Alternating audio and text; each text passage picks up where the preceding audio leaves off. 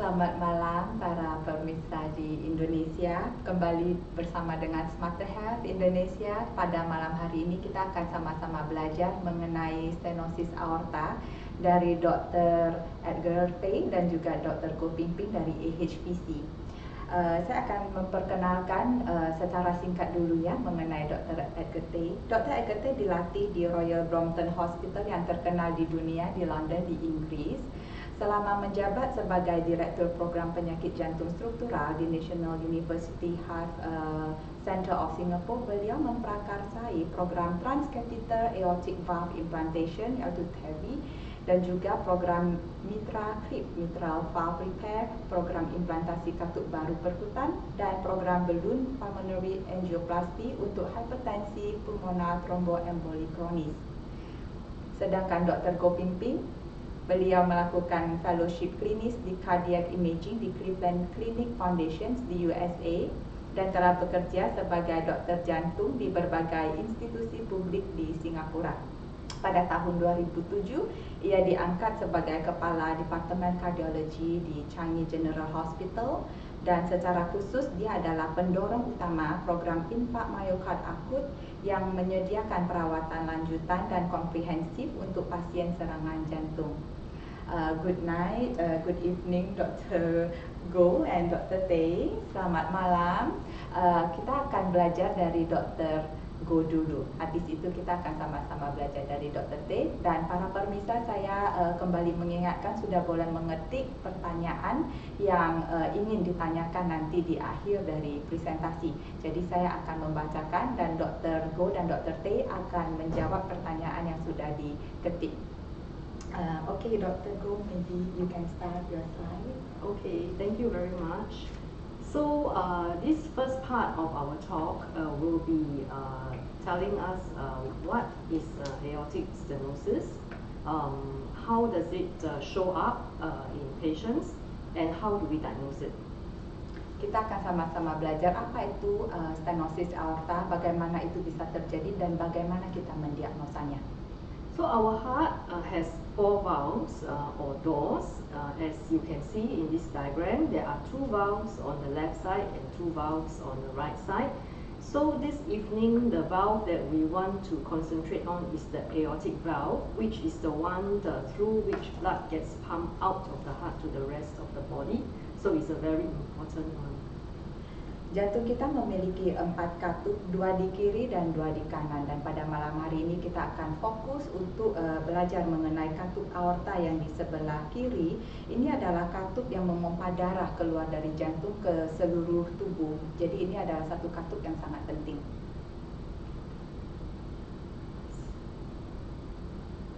So we can see here a close-up of what the aortic valve looks like. The door has 3 parts we call 3 calves, and when the valve is open, there is a large opening or orifice which should be 3 to 4 centimeters square to allow a good flow of blood out of the heart. Jadi katup aorta yang normal memiliki 3 daun katup dan biasanya ini ketika ketiganya kebuka, ini area luas adalah 3 sampai 4 cm persegi. However, the valve can become too narrow over time. There are various causes, but the most common is because a person actually gets older. We call it the senile or degenerative calcific aortic stenosis. There are also other less common causes. For example, people may be born with abnormal valve. We call the bicuspid valve, which has only 2 parts instead of 3 parts. And sometimes people can have childhood or infection in their younger days, and this can cause rheumatic aortic stenosis. Ada beberapa penyebab stenosis aorta yang mengakibatkan penyempitan katup aorta. Pertama yang paling umum adalah karena penuaan. Kedua adalah bawaan lahir. Jadi katup hanya memiliki 2 daun katup, yaitu kita biasanya sebut katup aorta bikuspid. Dan yang ketiga adalah stenosis aorta yang disebabkan oleh demam rematik pada masa kecil. The commonest type of the narrowing or aortic stenosis is caused by calcium or degeneration, which occurs on the valve. And this is usually seen in people who are older. It becomes more severe when a person gets older, usually above 70 years old. Stenosis aorta yang paling umum disebabkan oleh kalsifikasi, yaitu penumpukan kalsium, dan ini biasanya terjadi untuk pasien di atas 70 tahun. This next slide shows a bicuspid aortic valve, which tends to cause the narrowing in younger patients about 40 to 50 years old. Slide ini menunjukkan katup aorta biskuspid, jadi hanya memiliki 2 daun katup, dan ini terlihat pada pasien yang lebih muda, sekitar 40 sampai 50 tahun. And this, the next slide, it shows what we call the rheumatic aortic stenosis, where you can see that the opening of the valve has become very narrow, and this is due to inflammation changes after an infection. And sometimes in this condition, other valves in the heart, such as the mitral valve, may also be involved. Stenosis aorta yang disebabkan oleh demam rematik pada masa kecil, kita bisa melihat dari gambar ini. Jadi lubang aortanya itu sudah ada penyempitan sangat kecil, dan ini biasanya disertai dengan perubahan katup mitral rematik. Jadi katup lain di jantung juga terefek. And sometimes, even more uncommonly, we may also see people born with abnormal structures, either below the aortic valve, we call the subvalvular aortic stenosis, or structures above the aortic valve, we call the supravalvular aortic stenosis, which makes the flow out of the valve becomes narrow, and it behaves as though the valve itself is narrow. Ada juga kondisi di mana ada penyempitan pada saluran di atas katup aorta yang kita sebut dengan subvalvular, dan juga ada juga penyempitan di bawah dari katup aorta yang kita di atas, yaitu kita biasa sebut stenosis aorta supravalvular. So for the degenerative or the commonest type of aortic stenosis, the process that actually causes the narrowing of the valve includes aging. There's also some degree of inflammation, and there is also infiltration of cholesterol or lipids into the valve. Proses penyempitannya itu biasa disebabkan oleh penuaan, bisa juga karena peradangan atau infiltrasi lipid atau lemak. So we say that this is actually a common disease because our population is aging, and as people get older, more of this kind of degeneration occurs. In a study done in the USA, they show that when the population is below 65 years old, only 0.2% of them have aortic stenosis. But for those above the age of 75, the prevalence increases to almost 3% and is almost 10% after the age of 80. Untuk penyakit katup aorta ini adalah satu penyakit yang umum pada populasi lansia, dan dari studi kita bisa melihat bahwa sebelum usia 65 tahun persentasi cuma 0,2%. Tetapi setelah usia 75 tahun persentasinya meningkat, yaitu ada 2,8%, dan setelah usia 80 tahun lebih meningkat lagi, hampir 10%. And aortic stenosis, it produces symptom when the stenosis becomes very serious. And once the patient actually has symptom, usually it means that they are going to have a poor outcome. Gejala-gejala yang bisa dirasakan untuk penyakit stenosis aorta itu biasanya tuh tidak ada gejala yang dirasakan untuk waktu yang lama. Tetapi ketika pasien sudah mulai merasakan gejala, itu biasanya menandakan kondisi yang sudah buruk. So the symptoms we look out for will be breathlessness, especially on exertion, because the heart has to work harder to pump the same amount of blood out of the heart. It can be fainting or syncope or near fainting, chest discomfort, tiredness, or irregular heartbeat palpitations. Gejala yang bisa dirasakan yaitu adalah sesak nafas, khususnya ketika berolahraga atau beraktivitas, sinkop yaitu pingsan, dada tidak nyaman, kelelahan, dan jantung yang berdebar. And when the patient visits the doctor, and the doctor uses a stethoscope to listen to the heart. This is when usually the first diagnosis is made, and commonly the area of the heart where we hear a loud murmur is in what we call the aortic area, which is highlighted in the red circle.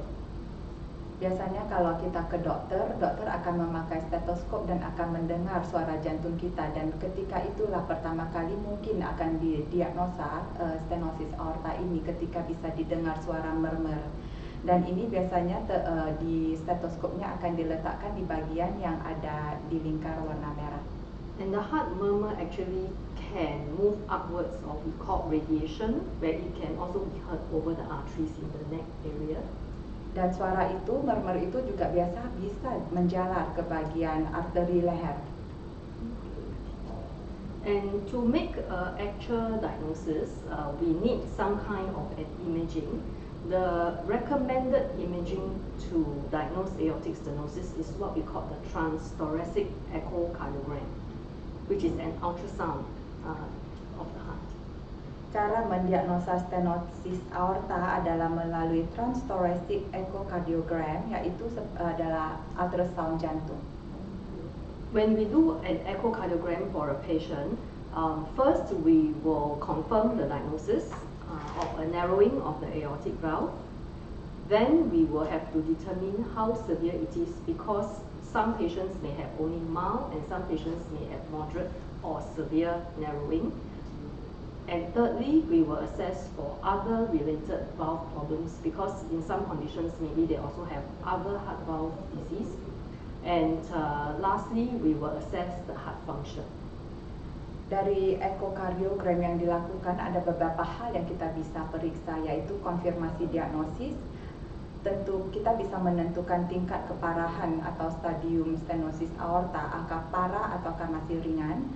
Kita juga bisa mengaji adanya penyakit katup lainnya dan juga mengaji fungsi jantung. So when the patient comes to us, they may be in various stages of the aortic stenosis. They may actually maybe only have very mild aortic stenosis. They may have what we call progressive aortic stenosis, which is essentially maybe mild or moderate, and generally this may not cause them to have symptoms, but they can be detected to have a heart murmur. Ketika pasien datang melihat dokter, biasanya ada beberapa stadium atau tingkatan dari keparahan stenosis aorta. Yang A adalah ketika cuma hanya ringan saja, atau kita juga bisa grup pasien mild to moderate, jadi ringan atau mungkin pertengahan atau parah.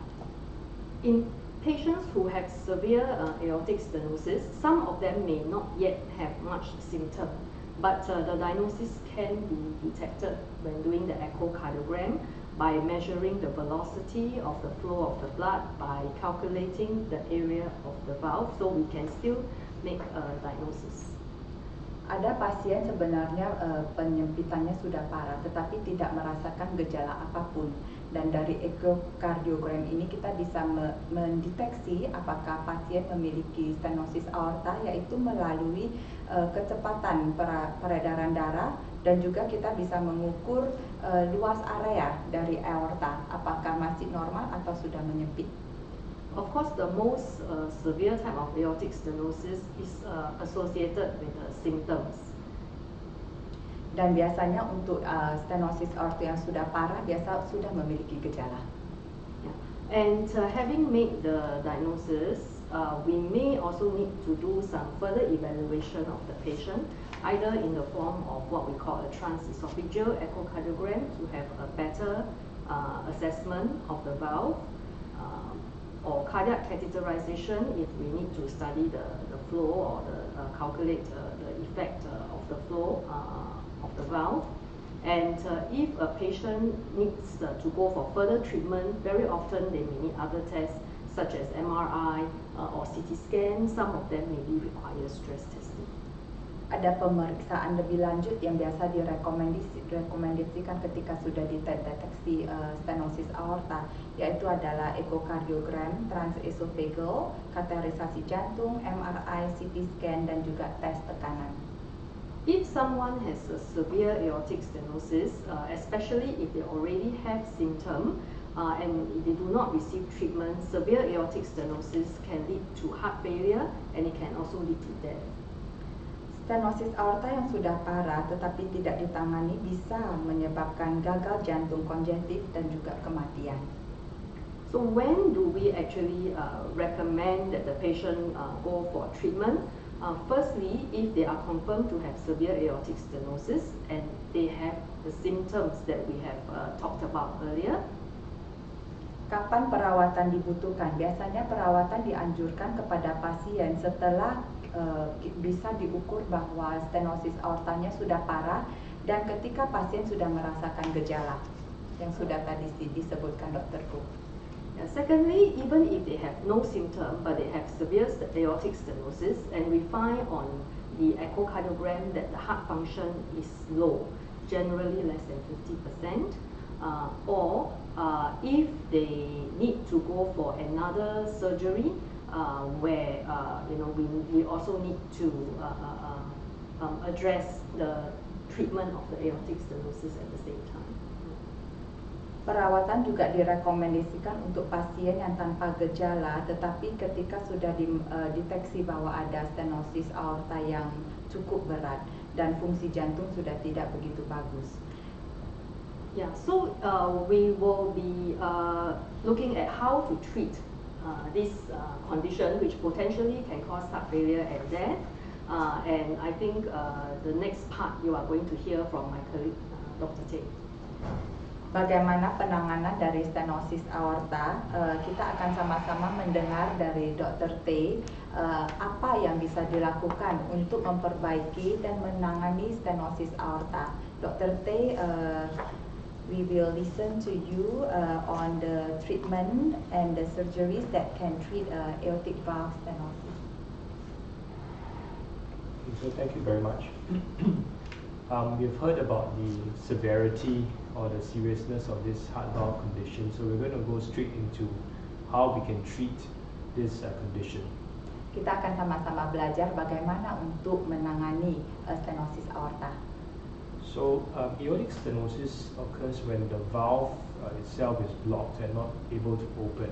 So two ways of simply thinking about how to fix this condition is either to excise or cut away the valve and remove it, or we use a technique or like a stent to push away the obstruction.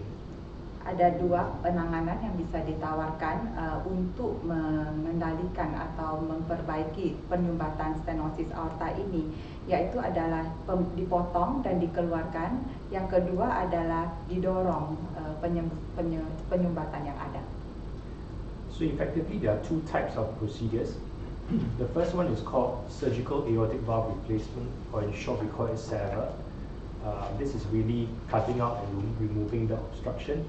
The second one is called TAVI, or transcatheter aortic valve implantation, or it's a catheter kind of therapy where you push the obstruction away. And in black here I put there medications or palliation. This is really not really addressing or fixing the problem, but actually it's just to reduce the symptoms of patients who maybe are unable to undertake any procedure. Ada dua jenis prosedur yang bisa dianjurkan. Yang pertama adalah SAVR, yaitu adalah bedah penggantian katup aorta. Ini operasi jantung terbuka, yaitu katup aorta dipotong dan dikeluarkan. Yang kedua adalah TAVI. Ini adalah implantasi penggantian katup aorta melalui terapi catheter, dan ini adalah mendorong sumbatan menjauh. Yang ketiga adalah melalui obat. Ini adalah untuk pasien yang mungkin tidak cukup sehat untuk melewati operasi, dan ini tidak bisa menyembuhkan tetapi bisa mengurangi gejala. So over the last few years we see a movement from more kind of open surgery towards lesser and lesser invasive procedures. So the first two pictures you see on the left, they are surgery or SAVR, which is using open heart surgery to fix the aortic valve. The two other pictures on your right are what we call catheter-based treatment, or TAVI, where we use a little tube that we pass into the heart, either from the side of the chest or from the thigh arteries. Kita bisa melihat satu progres ya. Ada yang sebelah kiri kita bisa melihat adalah pendekatan operasi jantung terbuka. Dan yang kedua adalah operasi katup invasif minimal yang tidak begitu invasif. Sedangkan yang sebelah kanan adalah TAVI, iaitu adalah satu prosedur melalui kateter, bisa dimasukkan dari dada dan juga dari paha. So the next slide actually shows us how we can do open heart surgery. So what happens is that the patient's under general anesthesia. The center sternum of the bone is cut open and then expose the heart. And then the heart is stopped by, we give it a medication, we call it cardioplegia. The patient is then put on a heart-lung machine, and then afterwards the operating surgeon would remove by cutting away the blocked valve and sew in a new valve in place of it. Di slide ini kita bisa melihat operasi jantung terbuka. Jadi pasien akan dibius total dan akan diberikan satu obat cardioplegia untuk menghentikan detak jantung, dan ketika itu pasien juga akan dipasang mesin pompa jantung, dan ahli bedah akan memotong katup aorta yang sudah tidak sehat dan akan diganti. So this next picture that you see is actually a true picture of an open heart surgery. Here the valve is already cut open, and this blue center structure that you see is holding the new valve, and the surgeons are now sewing in the valve in place. Dari gambar ini adalah kita bisa melihat gambar ketika operasi jantung terbuka. Kita bisa melihat alat yang biru itu adalah satu alat yang untuk meletakkan valve yang baru, katup yang baru, dan ahli bedah akan menjahit katup baru ini di jantung pasien. However, this is still a pretty invasive procedure, and so many patients who are older may actually select a less invasive procedure. We call this the TAVI or TAVR procedure.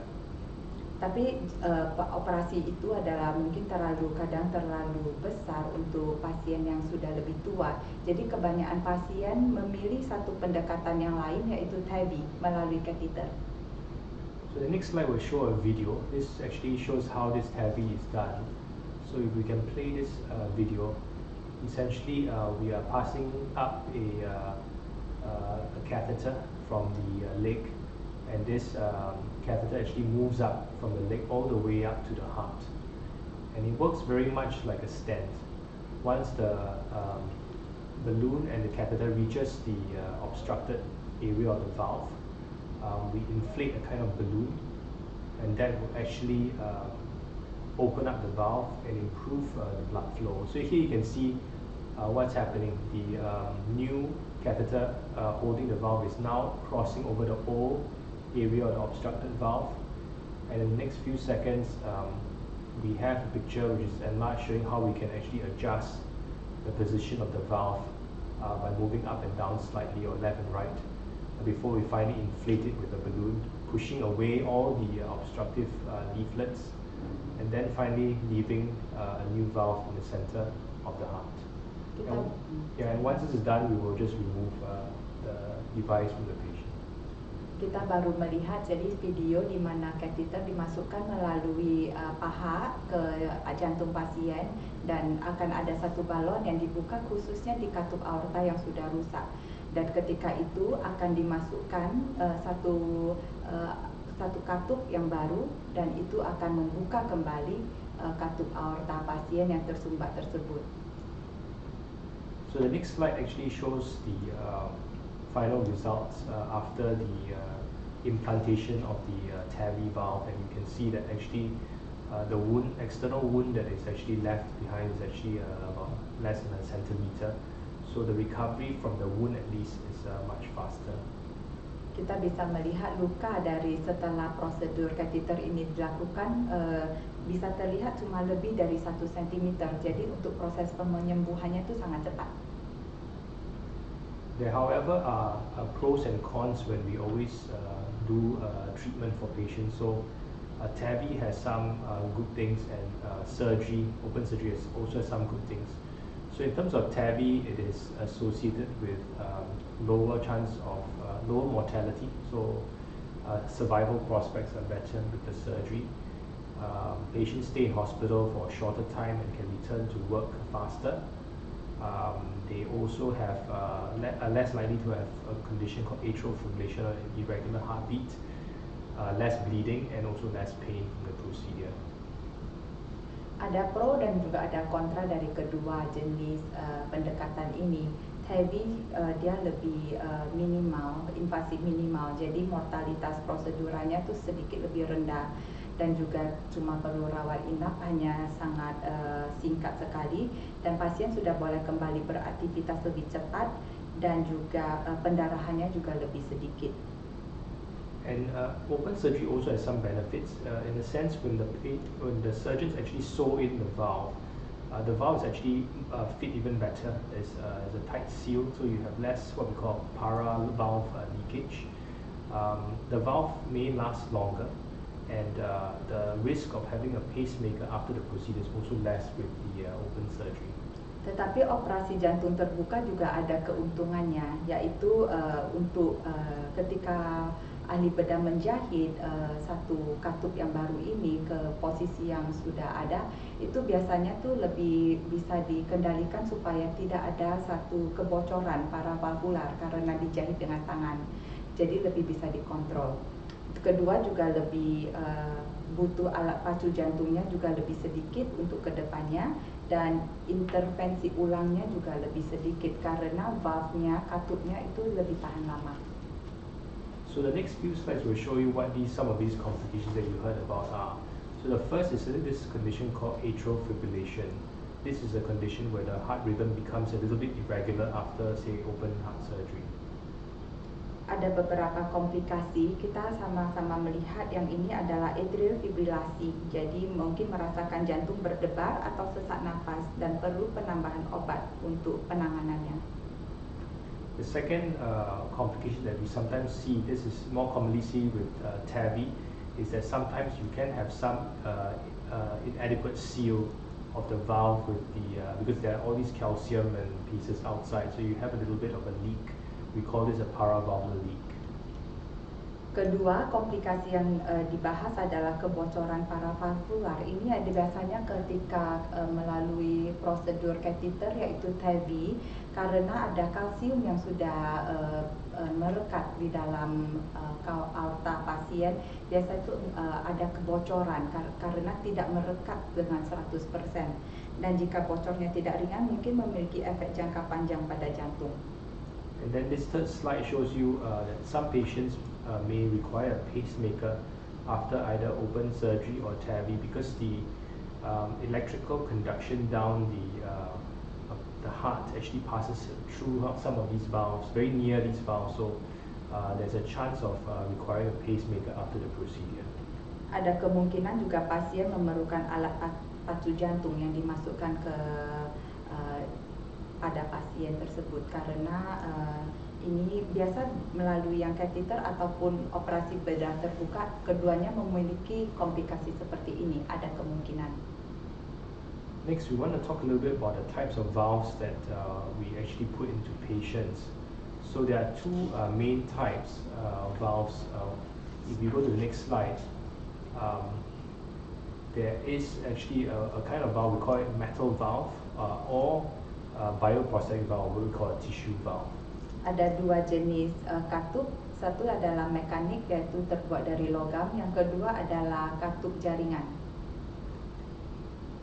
So what is the real, how are these valves actually made? So if you go to the next slide, you will see that these valves are actually made from animal-based tissue. So for example, we call it porcine valve. This is where the valve is actually taken from the actual heart valve of a pig and sewn into a metal frame before they are sewn into a patient's heart. Or they could be taken from a cow, the lining outside the cow of the heart, the lining of the covering the outside of a cow's heart, and then the engineers actually cut this into shape and then make it into a valve for the patient.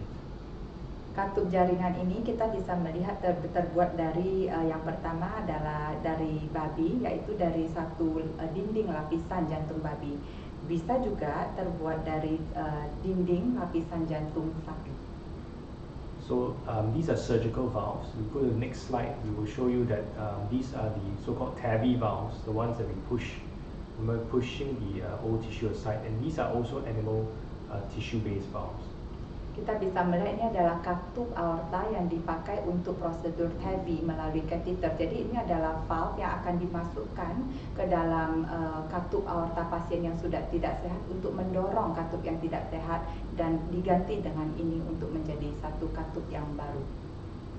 So why do we choose one kind of valve over the other? So really there are difference in the again pros and cons.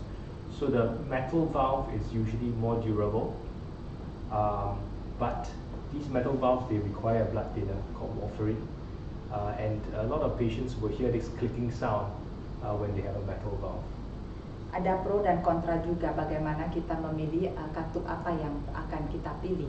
Yang pertama adalah daya tahan. Katup yang mekanik daya tahannya lebih tinggi, lebih tahan lama, tetapi membutuhkan warfarin setelah operasi, yaitu adalah obat pengencer darah. Dan untuk katup mekanik bisa juga terdengar suara klik. So warfarin is actually a very difficult medication to use. This is a very strong blood thinner, and it affects many things in a person's life. So one is it interacts with the food that the patient takes or even medications, and the patient oftentimes have to keep coming back to the hospital to do blood tests to assess how good they are with thinning down the blood with this medicine. Untuk pasien yang memerlukan warfarin, ini adalah satu obat pengencer darah yang lumayan kuat. Jadi ada beberapa hal yang mungkin jadi agak sedikit mengganggu kualitas hidup. Ini bisa mempengaruhi makanan, obat, dan juga pasien memerlukan tes darah secara regular untuk memeriksa apakah obat warfarin ini sudah mengencerkan darah dengan maksimal dan optimal. So this is the reason why sometimes even though this valve is more durable, some patients don't want to have a metal valve because they don't want to take warfarin. Ada pasien yang tidak menolak katup mekanik karena mereka tidak mau memakan warfarin dengan jangka waktu yang lama. So in the next slide, you will see actually these are the kinds of patients that usually say they don't want to have a metal valve or don't want to take warfarin.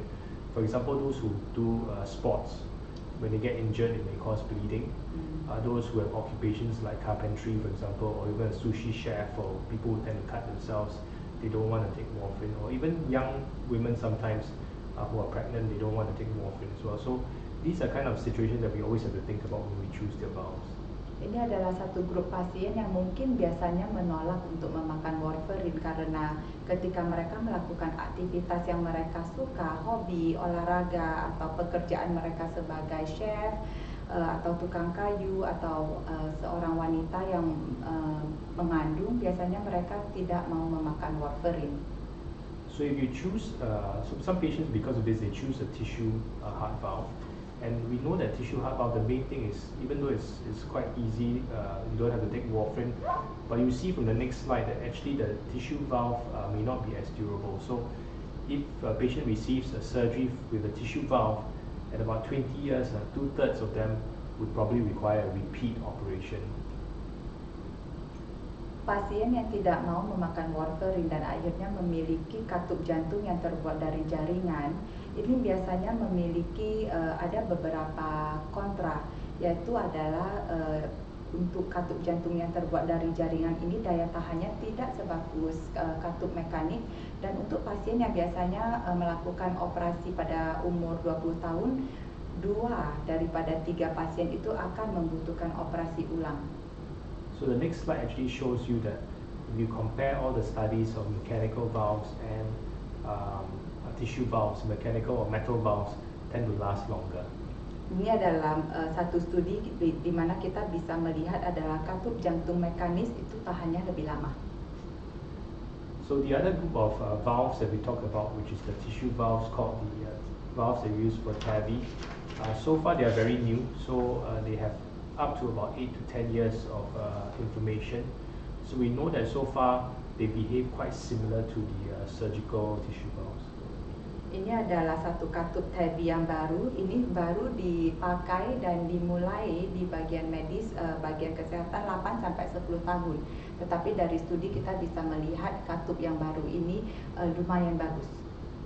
So if you see the next slide, there was some initial concern that maybe TAVI valves may not be as good as the open heart surgery valves, but this has been been more reassured with recent information up to 8 years showing that TAVI valves and open heart surgery valves last for about the same amount of time. Tapi dari catatan uji coba kita bisa melihat bahwa katup yang kita masukkan melalui satu pendekatan TAVI yaitu catheter, kita bisa melihat katupnya juga bertahannya lumayan mirip dengan katup yang dimasukkan dengan cara operasi terbuka. And so this next slide actually shows you how many patients, when you follow them up to 8 years, how many patients actually require another repeat procedure. So it's about 7% for TAVI and about 10% for surgery. Kita bisa melihat untuk dari data ini untuk pasien yang melalui TAVI sekitar 7,3% mengharuskan untuk operasi ulang, sedangkan untuk operasi jantung terbuka sekitar 10-6% pasien diperlukan operasi ulang. So the question is how to choose whether you do a TAVI procedure or you do a surgery procedure. So this next slide will show you some guidance that we have. So if the patient has decided, for example, to have a tissue valve, if they are less than 65 years, we usually would choose open surgical valves. Untuk pasien ini kita lagi mendiskusikan bagaimana untuk cara memilih katup apa yang cocok untuk pasien. Untuk pasien yang lebih muda dari 65 tahun, kita biasa dokter biasa menganjurkan SEVI, jadi operasi jantung terbuka. If they are very old, more than 80 years old, then definitely we should choose a less invasive procedure called TAVI. Ketika pasien sudah lebih tua, lebih dari 65 tahun, maka akan dianjurkan satu prosedur yang lebih tidak invasif, yaitu TAVI. And then in between this age group of 65 to 80, really is a discussion between the doctor and the patient about which they prefer. Tetapi untuk usia 65 sampai 80 ada pasien dan dokter bisa mendiskusikan apakah mereka mau pendekatan operasi jantung terbuka atau catheter. And if the patient is really young, say they are less than 60 years old, then they should really consider a long durable valve like the metal valve. Dan untuk pasien yang masih muda yang di bawah 65 tahun akan dianjurkan katup mekanik karena lebih tahan lama. So all these guidance actually came from this article that actually showed that actually TAVI compared to surgery is actually quite safe and is associated with lower risk of death and stroke. Dan kita bisa melihat dari data ini bahwa TAVI dan juga operasi terbuka ini memiliki satu hasil yang cukup bagus, sangat bagus, dan bisa melihat TAVI resikonya jauh lebih sedikit dan ringan. So next slide actually I want to talk a little bit about what happens after you've received kind of a treatment for the valve. So if we take surgery after a successful procedure, most times the patient will be followed up with ultrasound scans. They may need some kind of blood thinners like warfarin. They need to take antibiotics when they're going to do dental procedures. And then they have this process of looking after the wound, doing some exercise, and then they will be reviewed in the clinic. Apa yang terjadi setelah ada penanganan masalah katup melalui pembedahan? Ketika operasinya sudah berjalan dengan sukses, maka pasien akan menjalankan satu ekokardiogram transtorakal dan keputusan tentang dan pasien apakah memerlukan warfarin atau tidak, perlu antibiotik juga, khususnya ketika pasien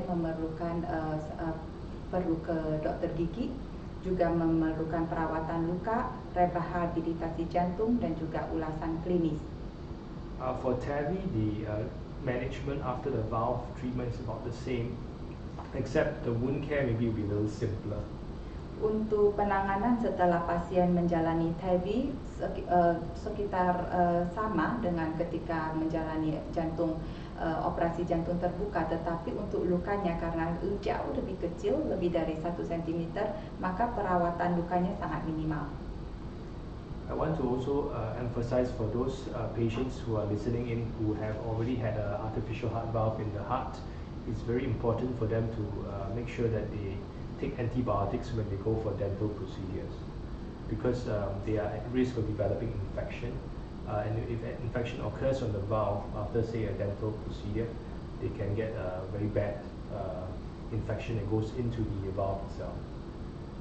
Dr. Tay mau memberikan satu nasihat, yaitu untuk pasien yang sudah memiliki atau menjalani operasi katup aorta, sangat perlu dimakan antibiotik, khususnya ketika perlu ke dokter gigi untuk prosedur gigi atau bedah, karena ada beresiko bakteria masuk ke aliran darah dan ini akan merusak katup aorta yang sudah dimasukkan. And the next one is my final slide. This actually talks about what happens to a person after the valve procedure. So if a person has, say, undergone a metal valve, and after, say, 20-30 years, if the valve starts to fail, the choice that he has is a repeat operation. Untuk pasien yang sudah dimasukkan katup mekanik, ketika 20-3 tahun kemudian katupnya sudah tidak bekerja dengan begitu baik, bisa dilakukan operasi ulang. If they had chosen initially surgery and a tissue valve, after it fails, it's possible to put a TAVI valve inside the center of this old valve, and that can restore the lifespan of the valve again. Tetapi untuk pasien yang melalui operasi jantung terbuka tetapi dimasukkan katup jaringan, ketika 10-15 tahun kemudian ketika katup jaringan ini sudah tidak bagus, bisa dilakukan TAVI, yaitu melalui catheter dimasukkan lagi satu katup yang baru. And then finally, if they had undergone a TAVI as the procedure, what happens if the TAVI fails? Again, you can put another TAVI in the original TAVI valve. Dan untuk pasien yang sudah menjalani TAVI dan sudah dimasukkan satu katup di dalam jantung, 10 tahun kemudian ketika katup itu sudah tidak berjalan dan tidak berfungsi dengan baik, bisa lagi dilakukan TAVI ulang. Jadi dimasukkan kembali satu katup baru melalui TAVI. So this is why we say it's a lifetime management. So once we see the patient, we really have to plan many years ahead. Jadi memang untuk prosedur ini, ketika satu dokter jantung melihat pasien dengan kondisi stenosis aorta dan melakukan prosedur, kita biasanya harus memfollow up, terus memeriksa kondisi pasien bertahun-tahun kemudian.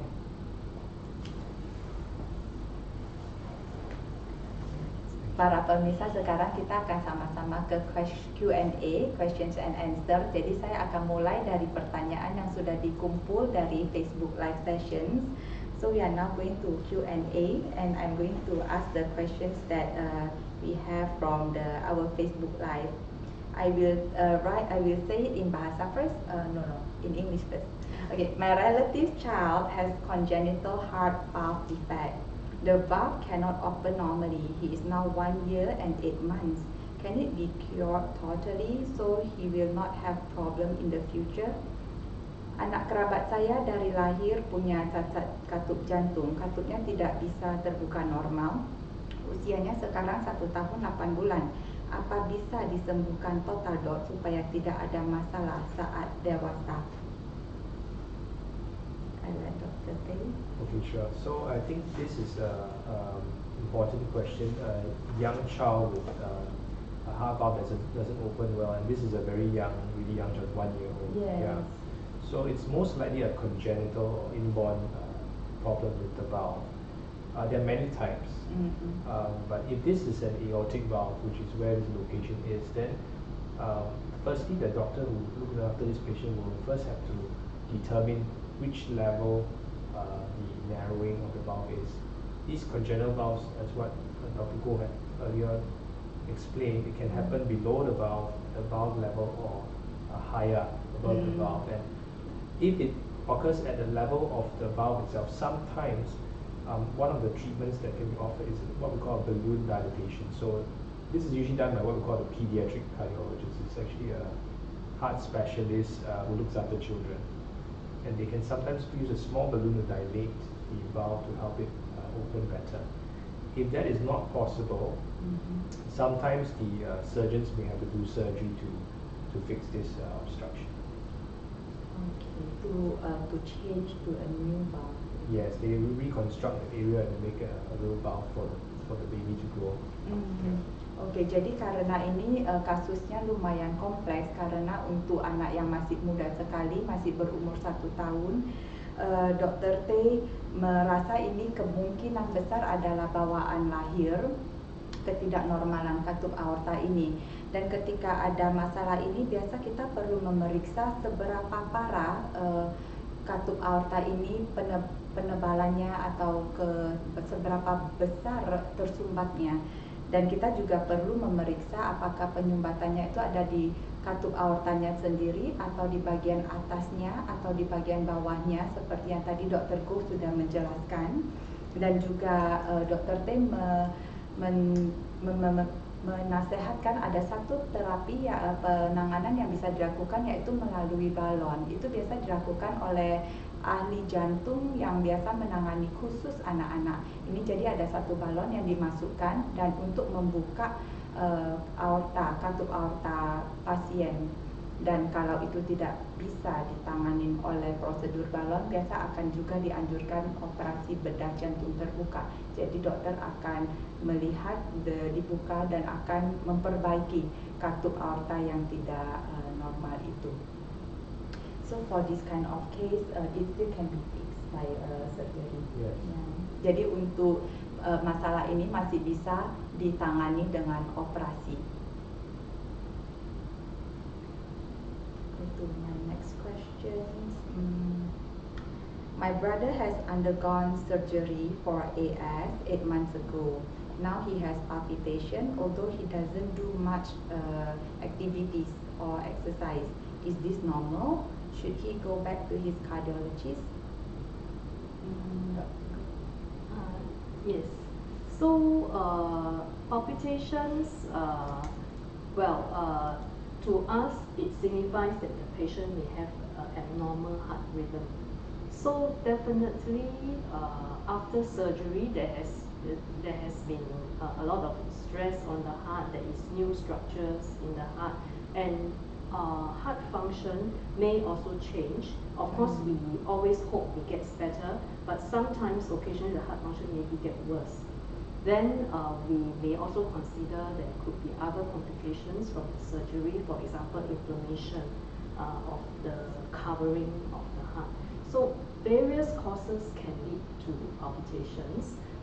Definitely, he needs to go back to see either his heart surgeon or his cardiologist, and he will need further evaluation to look at the heart function, the functioning of the heart valve, assuming this is a heart valve surgery, and he will need to have ECG recording to determine what kind of irregular heartbeat it is. Detak jantung yang tidak normal setelah operasi bisa disebabkan oleh beberapa penyebab. Pertama adalah mungkin karena setelah operasi jantung lebih stres dan itu bisa menyebabkan detak jantung yang tidak beraturan.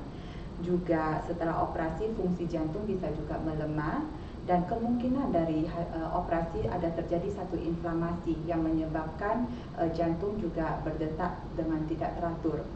Jadi Dr. Goh menganjurkan untuk Anda untuk kembali ke dokter jantung dan atau ahli bedah Anda dan memeriksa. Mungkin dianjurkan untuk melakukan ECG untuk bisa melihat ketidaknormalan detak jantung di bagian mana dan khususnya di area mana, dan juga untuk mengevaluasi lagi lebih lanjut fungsi jantung dan juga fungsi katup yang sudah diberi, katup baru yang sudah dimasukkan.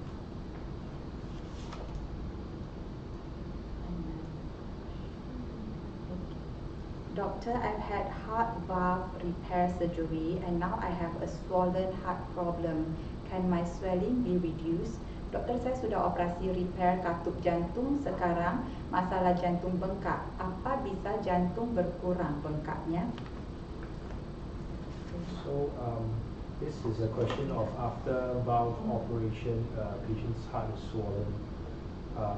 So the first thing I think we need to find out is, of course, which valve is causing this problem. Is there kind of recurrence of the valve problem. Because sometimes after repair, the valve can either leak again, or like in this case, the aortic valve sometimes it can be narrow again. So the first question is, has the surgery changed? I mean, the outcomes of the surgery, is there a new problem?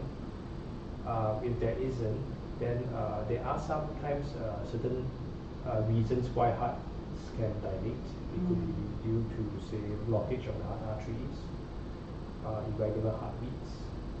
And so we need to address what is the real reason behind this swelling. And there definitely are methods to treat this condition. If it's a problem with the valve, maybe they have to do another repair or replacement sometimes. If it's due to blockage, sometimes opening up the blockages may help. In some cases, medications now are very effective also to help patients improve the heart function. Jantung yang bengkak hasil setelah dilakukan operasi, ketika jantung Anda bengkak, perlu ditanyakan ini adalah operasi katup yang mana, dan juga apakah ada kebocoran setelah operasi. Jadi kadang setelah katup baru dimasukkan mungkin ada kebocoran dan itu perlu dideteksi. Dan juga ada kemungkinan apakah ada penyempitan kembali setelah operasi, karena ada resiko setelah operasi juga masih bisa terjadi penyempitan. Jadi ini juga perlu kembali dicek. Untuk penanggulangannya dan untuk kenapa jantung bisa bengkak, ada beberapa alasan atau penyebab kenapa jantung bisa bengkak, yaitu adalah penyumbatan, irregular heartbeat, yaitu detak jantung yang tidak beraturan, itu juga bisa menyebabkan jantung bengkak. Dan jikalau kita bisa melihat apa ada khusus penyebab dari pembengkakan jantung ini, kita bisa melanjutkan bagaimana menanganinya. Apakah perlu mengganti katup yang baru ketika katup yang sudah dimasukkan mungkin sudah tersumbat lagi, atau kita bisa membuka penyumbatan yang ada ketika ditemukan adanya penyumbatan. Dan juga biasa bisa melalui obat-obatan. Udah banyak obat yang bisa dikasih ke pasien untuk bisa menangani penyumbatan saluran darah, ya. Okay, my father passed away due to heart failure. I have aortic stenosis. Is this genetically inherited? If yes, how do I prevent it from my kids? Okay. Yeah, so, the father passed away from heart failure. So I presume that he has the heart failure maybe from valve disease, and he is of old age. Yeah. So if it is due to the aortic stenosis, this is due to degeneration. It may be worse in people who, say, for example, have uncontrolled or untreated high blood pressure, high cholesterol problem. It is not really a condition that is inherited, but it does tell us that even if it is not inherited condition, people still need to look after their blood pressure, their cholesterol. Jadi Dr. Goh bilang kalau kalau ayah Anda meninggalnya karena gagal jantung, itu biasanya mungkin disebabkan karena penuaan. Dan juga stenosis, kalau ini adalah masalah dari stenosis aorta dia, itu juga biasa disebabkan juga dari tekanan darah tinggi dan juga high kolesterol. Jadi kolesterol yang tinggi ini juga bisa menyebabkan gagal jantung. Kalau memang itu benar, tekanan darah tinggi dan kolesterol tinggi itu biasanya tidak akan menurun ke anak.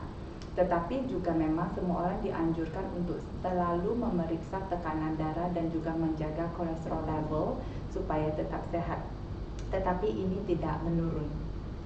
So I can say that stenosis aorta is not inherited. Yeah.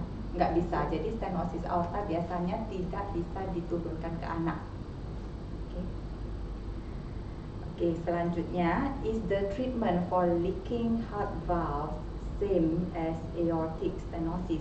I was advised to replace the leaking heart valve. Is the procedure and the type of substitute valves used the same with AS? Apa kebocoran katup jantung penanganannya sama dengan stenosis aorta? Saya disarankan untuk mengganti katup jantung yang bocor. Apa prosedur dan opsi jenis katup penggantinya sama, Dok? So aortic, this here you're talking about leaking heart valve. So the name we use for this condition is called regurgitation. So the earlier one we say aortic stenosis narrowing. This is aortic regurgitation, or we call it AR. So for most patients with AR, the treatment of choice is actually open heart surgery, which means that the surgeons again remove the damaged valve and sew in a new valve. So that is the what we call the gold standard, the most common way of treating this heart valve condition.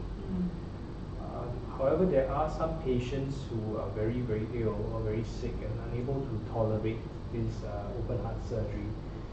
So in very, very selected cases, if the patient has a mixture, for example, there are some narrowing components and some leaking components, sometimes in those cases, we review the patient and then we make a decision whether they are suitable for a TAVI kind of procedure. But I would say that is not as common. The most common is still open heart surgery.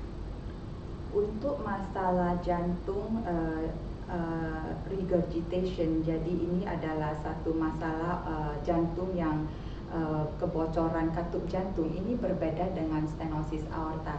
Jadi untuk masalah kebocoran katup jantung kita biasanya menggunakan kata AR ya. Dan ini biasa satu pengendalian yang dianjurkan adalah melalui bedah jantung terbuka. Dan ini di mana ahli bedah akan membuka bedah terbuka dan kemudian akan menggantikan dan memeriksa dan memperbaiki kebocoran yang ada.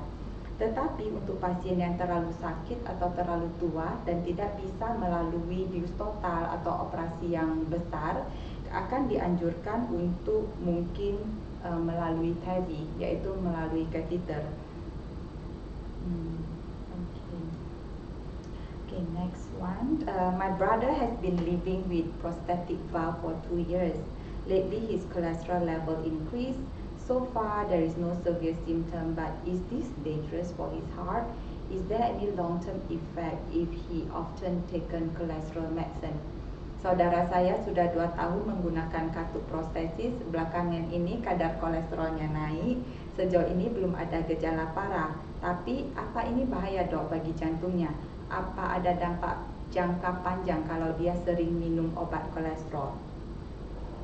Okay, the cholesterol level does not actually have a direct effect on the prosthetic valve because I presume the treatment, the valve disease is already treated. Yeah, but the high cholesterol of course has its own problems, mainly in the effect on the coronary arteries. And sometimes when older people go for prosthetic heart valve, they may have also have done bypass surgery at the same time, and they really have to look after the grafts of the bypass. So that's where the cholesterol comes in. Yeah, and definitely we will advise this group of patients to take their cholesterol medication because the benefit of taking that much outweigh the risk of side effects from medication, which most of the time we are able to monitor and we are able to manage as we go along. So it's okay to take the medicine. Yes, it's okay to take the medicine. It doesn't affect the valve. Disease. Yes, but they have to be regularly monitored. Okay. Untuk Anda yang sudah melalui satu penggantian katup aorta dan memiliki prostesis di dalam jantung, untuk kolesterol yang tinggi biasanya tidak akan mempengaruhi secara negatif prostesis yang sudah dimasukkan. Tetapi perlu sangat dikontrol karena itu bisa memiliki dampak yang berbahaya untuk jantung secara keseluruhan, khususnya untuk aliran darah yang mengalir ke jantung, jangan sampai tersumbat. Jadi untuk jikalau memang ada kolesterol yang tinggi sangat perlu dimonitor, dan juga makan obat itu tidak akan mengganggu prostesis Anda. Jadi Dr. Goh menganjurkan untuk makan obat. Okay. I think until here our presentations and our sharing. Jadi saudara-saudara sampai sini saja sharing kita. I would like to say thank you to Dr. Goh and Dr. Tay for such a rich sharing ya. Jadi kita sudah belajar mengenai stenosis aorta, gejala dan juga apa yang bisa dilakukan. Jadi Dr. Goh dan Dr. Tay adalah dua dokter dari AHPC, jadi satu grup kardiologis yang besar di Singapura. Jadi memang jikalau ada saudara-saudara yang ingin berkonsultasi tetapi tidak bisa ke Singapura pada saat ini, kita bisa arrange, kita bisa mengatur teleconsult. Jadi bisa ke website atau mungkin juga nanti akan dikasihkan informasi AHPC. Jadi ada website atau email yang saudara bisa tulis di sana atau ada pertanyaan lebih lanjut dan mungkin bisa di-arrange dari tim AHPC ini untuk berkonsultasi teleconsult atau ada pertanyaan yang bisa dijawab melalui email. So selamat malam, sampai sini saja kita punya sharing pada malam hari ini. Thank you so much Dr. Goh and Dr. Tay. Yeah, Thank you. Good night. Selamat malam.